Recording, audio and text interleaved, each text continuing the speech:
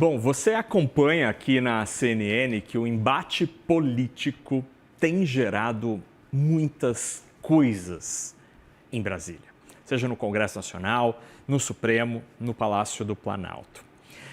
Esse impasse na política afeta a nossa economia? Afeta a capacidade do Brasil crescer? Assunto para Gessner Oliveira, colunista aqui do CNN Money. Gessner, que bom tê-lo aqui no Fechamento de Mercado.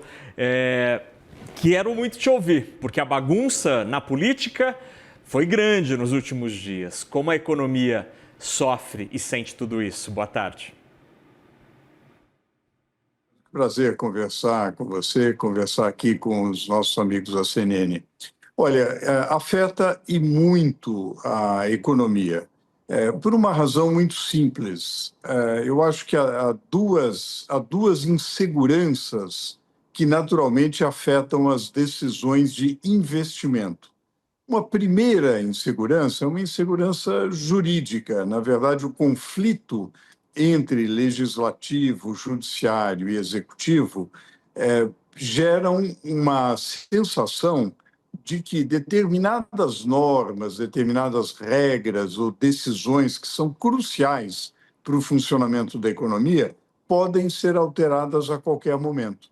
Então, uma decisão boa, digamos, uma decisão que vem sendo esperada por vários motivos do executivo, eventualmente pode ser questionada pelo judiciário, ou uma decisão do judiciário, eventualmente pode não ser seguida, não ser obedecida pelo legislativo e criar um acirramento que acaba gerando uma insegurança. A pergunta básica na cabeça de muitas empresas, de muitas famílias, é o seguinte: olha, isso daí é para valer ou será derrubado daqui a pouco? Né? Essa é a primeira insegurança. Uma outra insegurança diz respeito ao horizonte de longo prazo. Quer dizer, esse confronto entre poderes, ele, na verdade, acaba inibindo o investimento. E, Fernando, se há uma estatística na literatura que é muito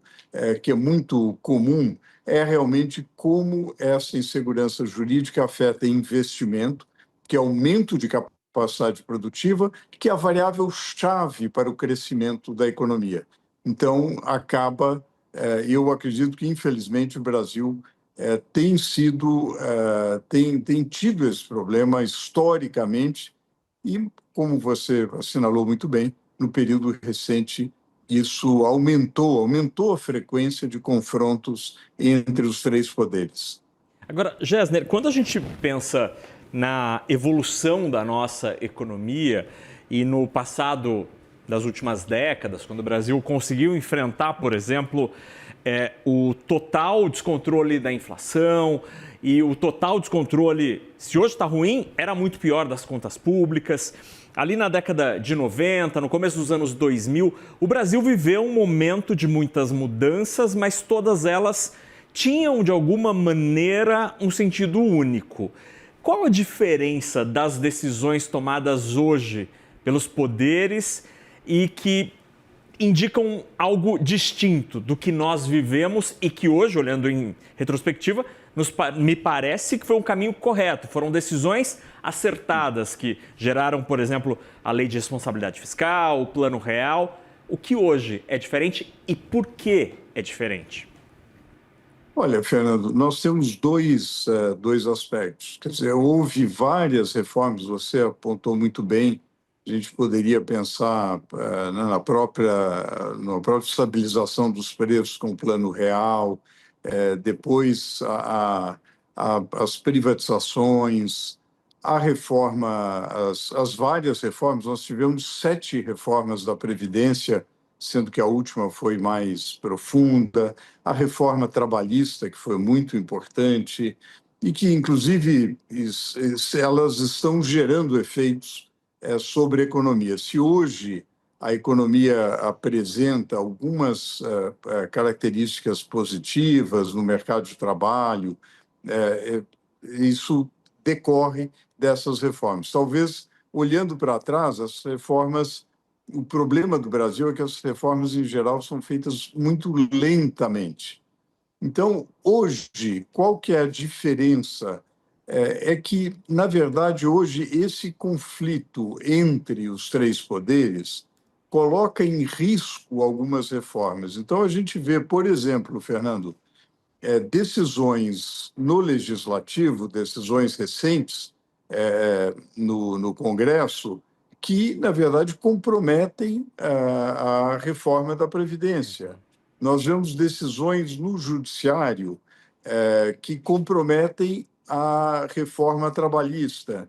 Então, o que a gente tem assistido são retrocessos em relação a avanços que o Brasil teve. Avanços que talvez pudessem ter sido mais rápidos, mas de qualquer maneira foram avanços. Mas o que a gente está assistindo é que muitas vezes o acirramento do conflito entre os poderes e a polarização política, etc., tem gerado alguns resultados, Fernando, que eu chamaria de resultados perde-perde, porque ninguém ganha com esses resultados. O Brasil está numa situação frágil do ponto de vista fiscal, com uma situação de endividamento crescente do setor público, e isso parece que em algumas decisões isso é completamente ignorado, o que naturalmente aumenta a apreensão, aumenta a percepção de risco e, de novo, inibe o investimento. E é muito triste, né, professor? Porque quando a gente pensa nessas grandes reformas que o senhor listou, existia oposição, mas existia o que fez prevalecer grandes reformas desse tipo foi o entendimento de que essas mudanças eram importantes para que a nossa sociedade pudesse dar próximos passos, né, avançar naquele assunto, na estabilização da moeda, no mercado de trabalho, na previdência, enfim, todos uma série de assuntos na educação, na proteção social. Mas hoje parece que o poder público ele é motivado por algum outro valor que não necessariamente é o Brasil de depois de amanhã. O senhor acha que a gente vive hoje um momento em que os tomadores de decisão estão sendo motivados por outros interesses e isso também nos prejudica ao criar essa insegurança para a economia? Olha, Fernando, em qualquer conjuntura, né, a gente sempre percebe que muitas vezes há interesses em jogo que não são os interesses maiores do país, a visão de longo prazo para o país, né, o que se quer realmente para um Brasil mais próspero, né, e que dê mais oportunidades para as pessoas.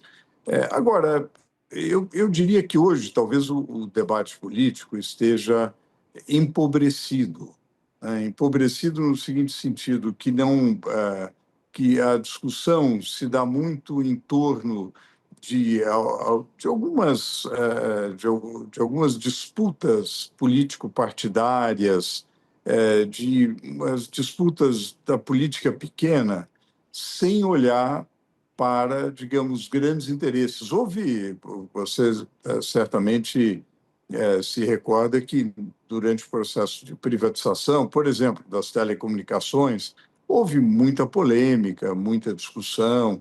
A mesma coisa ocorreu com a reforma trabalhista, com as várias reformas da Previdência. Houve muita polêmica, mas polêmica em torno de teses, né? De teses, o que era melhor, o que era pior para o país, né? Eu acho que hoje esse debate está empobrecido. Eu acho que, e aí a contribuição certamente da mídia, a contribuição da CNN e várias outras redes de comunicação deve ser no sentido de estimular o debate substantivo, né? Realmente aquilo que importa. Quer dizer, quais são as questões centrais para uma agenda para o país? É isso que realmente importa, e eu acho que o debate deve ser deslocado em relação a isso e não a rixas, a picuinhas políticas, etc. Agora, eu também, a gente às vezes olha para o passado, não é, Fernando, pensando que tudo era bom e que hoje tudo é ruim. A gente tende a se esquecer que também houve muita pequeneza, que também Sim. houve muita. Né? Vamos. Eu acho que o nosso esforço deve ser quais são as grandes questões, o que o Brasil precisa hoje, né? Naturalmente, dar grande ênfase a isso e aos fatos, aos números, às evidências. Muito importante avaliar, por exemplo, as políticas públicas, ver. Olha, essa política pública, independente se eu sou de direita, se eu sou de Uhum. esquerda, de centro, de cima, sei lá, mas objetivamente, qual foi o impacto, quais são as evidências estatísticas, o que é melhor, o que eu posso aproveitar de erros do passado. Eu acho que esse é um debate que eu sei que você preza muito, eu acho que esse é o debate que a gente tem que fazer.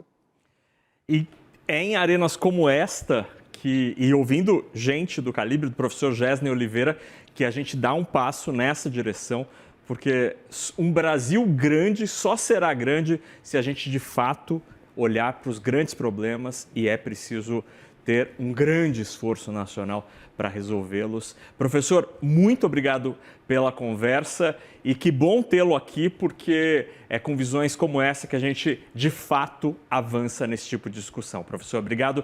Bom finzinho de quinta-feira para o senhor. Eu que agradeço, estamos juntos. Um abraço.